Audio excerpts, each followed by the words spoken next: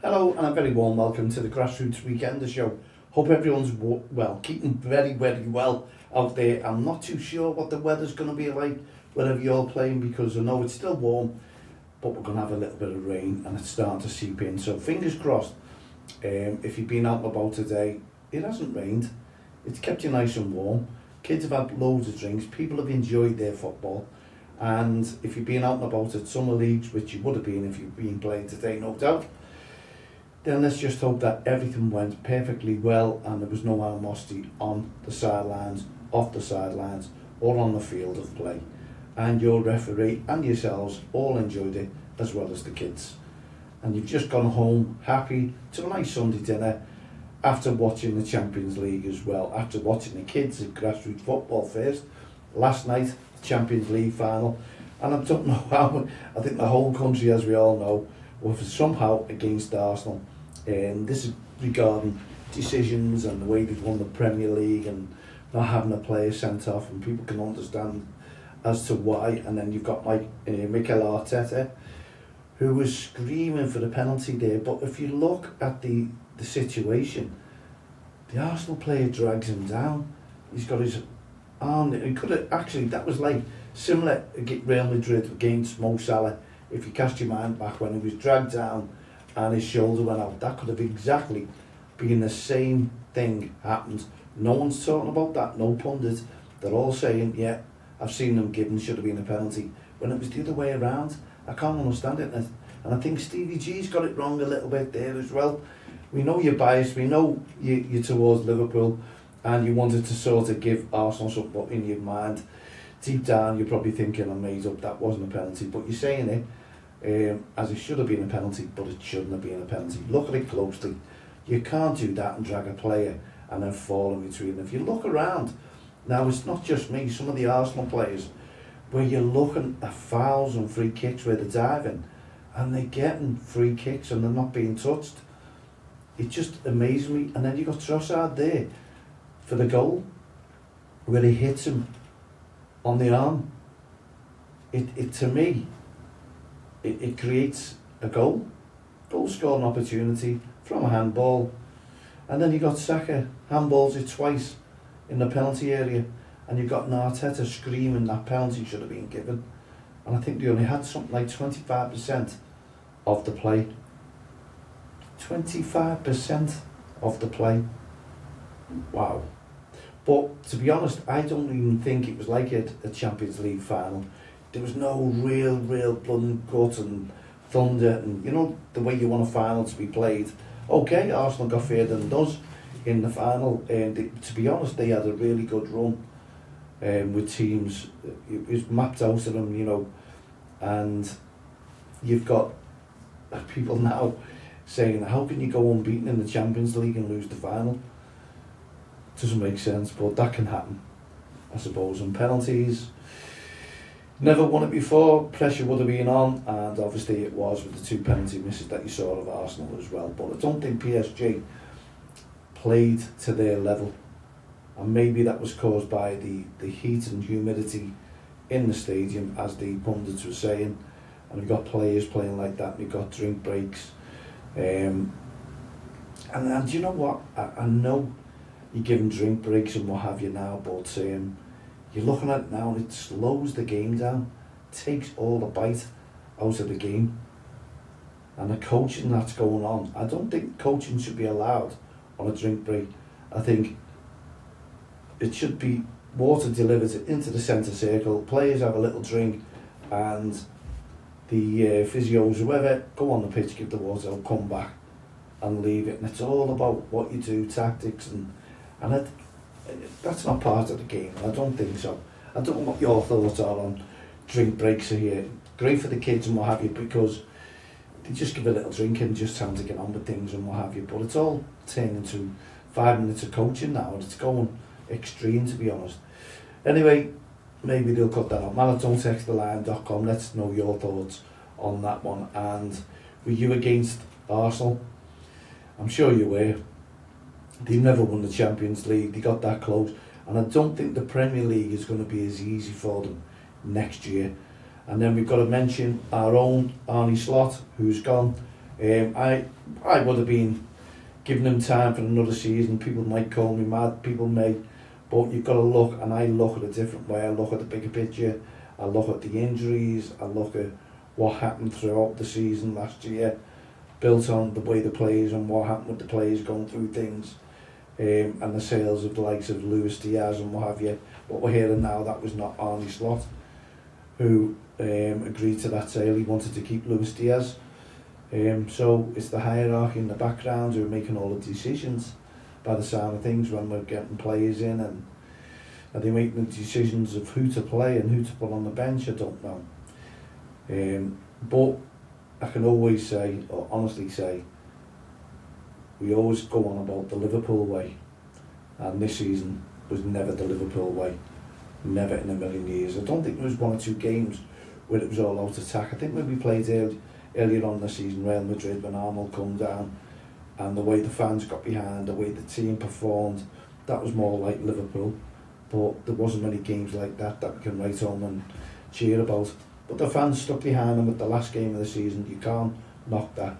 Thousands upon thousands stayed, bid farewell to the likes of Mo Salah, Andy Robinson, and they got on with the game, and that was it. And they're always saying it's a new year now. The Bournemouth manager, Ayola, will he come? Yeah, it looks like, because he's in talks, and I think the majority want to Klopp back, but I don't think he's coming. I think he's had enough, especially with Pep gone. So who are going to be the top managers next year to really be looking up to? You know, there's always one getting the players going and what have you. Pep's out the picture now, Arne Slot's out the picture, Arteta, they're going to be going to him saying he's the one with the most experience in the Premier League, look what he's done. I don't know. Who are going to be the challengers next year? Man United, can they be? Their players are getting older as well, some of their players. And hopefully Liverpool will be there now. These new players will have bedded in, and things may start changing a little bit. You'll see it different. Because even Isak, he did not play all season really. How many games? 3, 4 games, if that, coming on as subs, and didn't really work. Anyway, that's it. Premier League season over. On to the World Cup. Everyone's looking forward to that. I'm not myself, to be honest. I really am not looking forward to the World Cup. I just don't think we've got a chance, and obviously the kick-off times, I'll be working, won't be staying up that late, and I've got to get up early and do things, and also I'll be on holiday in Cyprus, and the holiday in Cyprus, they're 2 hours ahead, so it was a 10 o'clock kick-off, it's a 12 o'clock kick-off, and then you're up. No, not for me. So this World Cup is going to be out and out. It's not for me this year. And everyone I'm talking to, not really looking forward to the World Cup, to the England setup. It's not because you've got no Liverpool players in there. Far from it. It's just the way we got there. We played no one, and obviously they're going to come across top teams, and I don't think they've got the team strong enough to take on these top teams. Spain probably look good.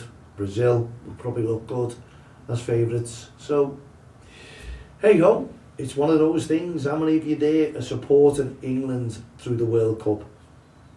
Mal@don'ttexttheline.com. And don't forget, when you look at the Premier League, and when you look at the likes of the England games, they're not all real Premier League fans going to watch the England games. What they are the teams all around the country who don't have a Premier League team. They're supporting the likes of Doncaster. No disrespect to the lower teams, but these are all the fans for England, and that is their Premier League team. That is their team they can support, a real team, and have a go. Because some of the teams will probably never get into the Premier League and experience it. So those fans that's their Premier League team, basically, England, and that's why those fans are all for them, and getting the banners, and you just look at the banners, read the banners, where they come from, you know, that's what it is. And I don't think, I'd like to do a survey of how many Premier League supporters who go to the, teams in the Premier League will go and watch England games. or is it teams from all around the country? Where are you from? Things like that, doing the survey and see how that goes. Anyway, yes, part and parcel of it. So whatever you've been out and about today or yesterday, let's just hope loads of respect on the field of play in grassroots football was played, and there was no animosity. People enjoyed themselves. Everyone got together with everything and enjoyed the football, and I hope you did today as well. Weather hasn't been bad, it's not bad, and I don't think it's going to be bad over the next few weeks. Yet rain is coming in, like the thunderstorm the other day. That was great. It cleared the air, give us some fresh air, and it made it a lot better. So I don't know about yourselves, did you enjoy it? Let's know.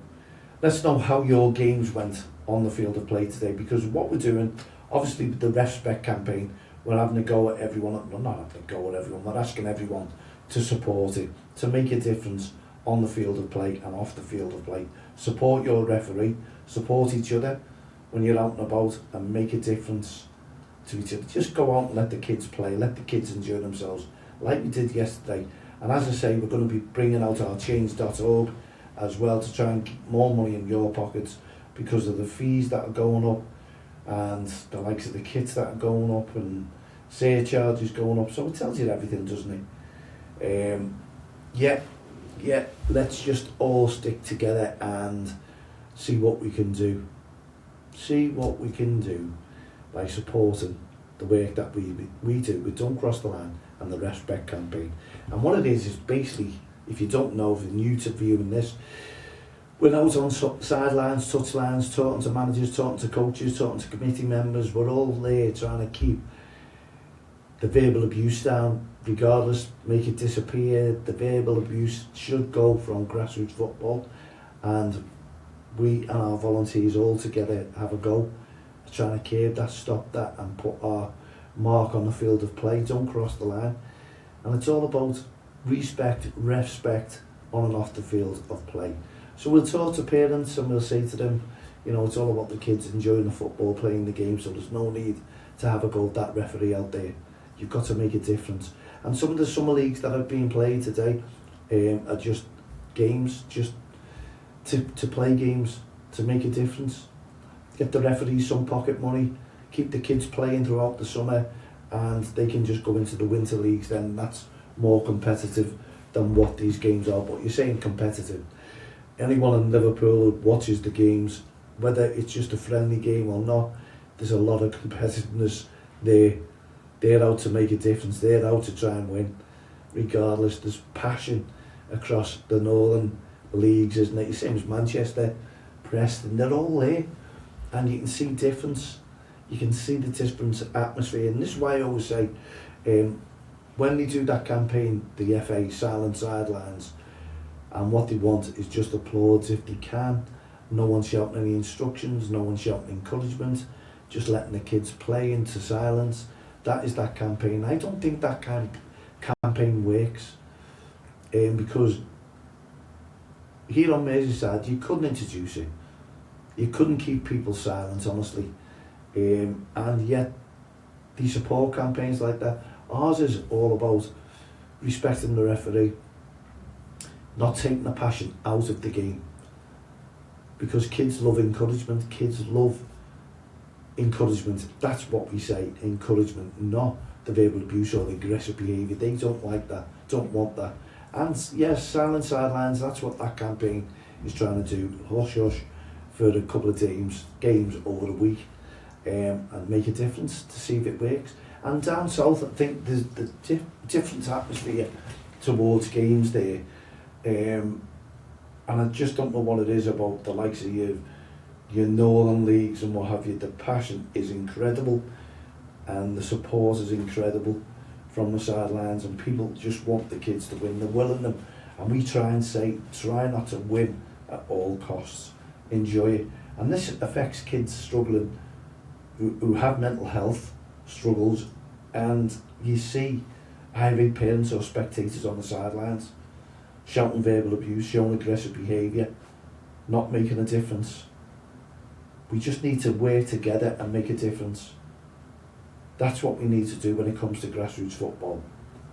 And that's what Don't Cross the Line is all about, making a difference on the sidelines and giving it more enjoyment within grassroots football, letting the parents enjoy it. And parents, you should go out and, you meet friends and talk on the sidelines, let the kids play. Yes, support them by all means, show encouragement by all means. Now, the referee blows that whistle, don't start up. Did you see that decision? Why wasn't that handball given?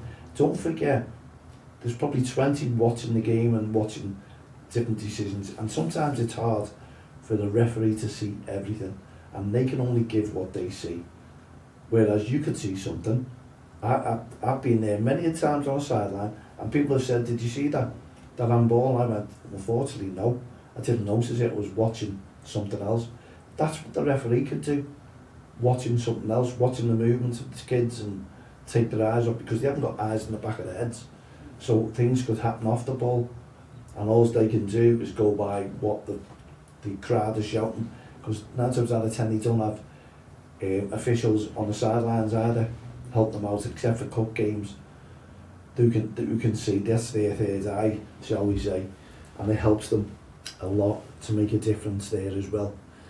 So when you're out and about, please, please, please just encourage the kids to play, because that's what they want to do. They want to play, they want memories. We keep going on about memories, we keep going on about good attitudes at grassroots football as well, making a difference, because that does make a difference. Believe me, kids with good attitudes make better footballers, make better kids. And I still go to, I've said when I go to grounds and there's a door to be opened, there's kids sometimes, you see them opening the door for you. So it hasn't gone. The respect is still there. I always do it, always open the door for everyone, always try and make sure, whether the gentlemen, whether the ladies, I stand there. If they're close enough, they're miles away, I won't stand there, wait for them to catch up.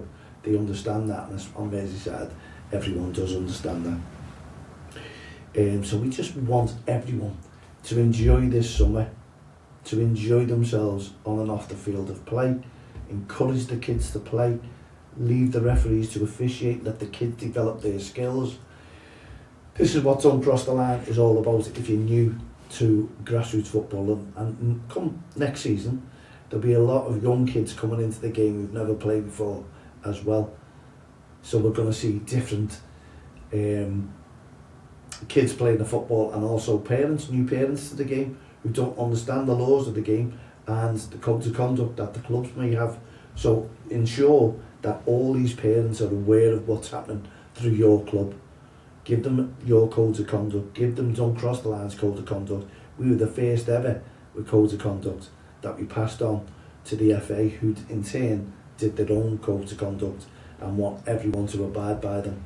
So everything that we passed on to the FA themselves, they've used in their own different ways as well. So we were the forerunner of the FA Respect campaign. Check us out, watch us out over the years.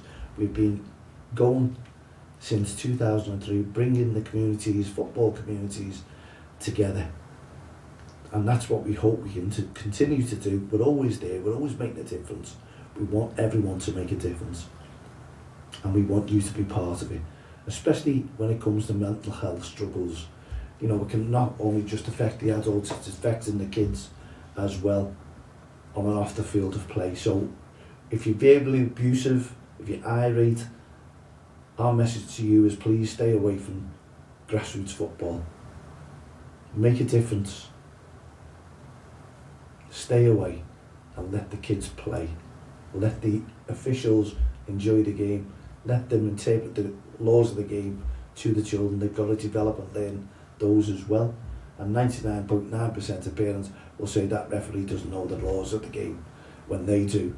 But always be aware that that referee has passed his test and done the course, whereas the majority of irate parents and spectators have not.